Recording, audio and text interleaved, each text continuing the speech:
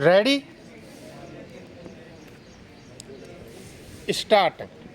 अध्यक्ष महोदय, नई तालीम में मेरी रुचि उसी दिन से रही है जिस दिन से प्रातः स्मरणीय पूज्य महात्मा गांधी जी ने इस विषय पर विचार करने के लिए पहल एक सम्मेलन वर्धा में किया था, जिसमें देश के कुछ शिक्षा शास्त्री और राष्ट्रीय शिक्षा के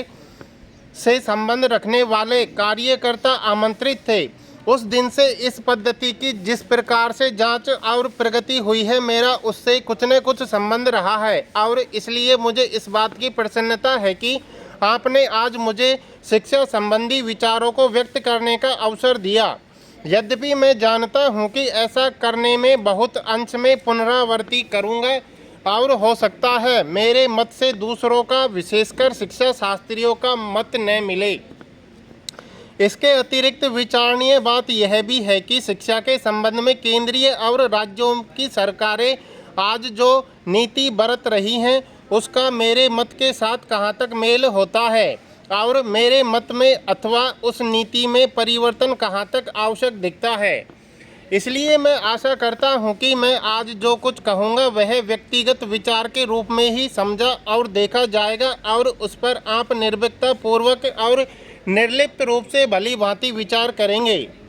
यह एक मानी हुई बात है कि जो पद्धति आज तक प्राथमिक वर्ग से लेकर विश्वविद्यालयों की उच्चतम कक्षा तक प्रचलित है, वह वही पद्धति है जिसको ब्रिटिश सरकार ने इस देश में चलाया था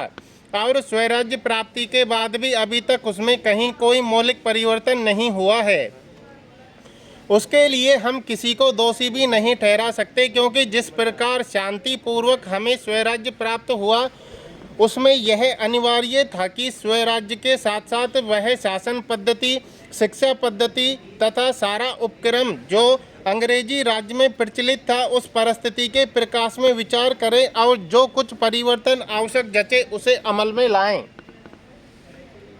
इसमें संदेह नहीं कि अंग्रेजों ने जो शिक्षा पद्धति आरंभ की, वह विशेषकर अपने राज को आसानी से और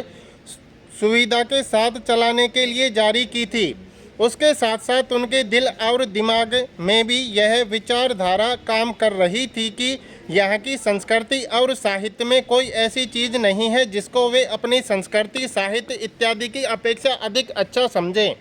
अथवा जिनको वे बनाए रखना उचित समझें।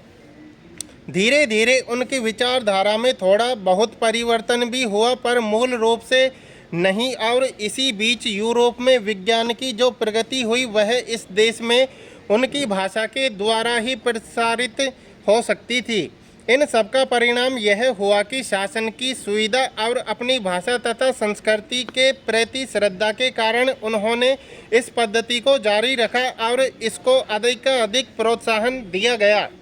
इसमें कोई संदेह नहीं कि हमारी कई पीढ़ियों ने जो शिक्षा पाई, इसी पद्धति से पाई।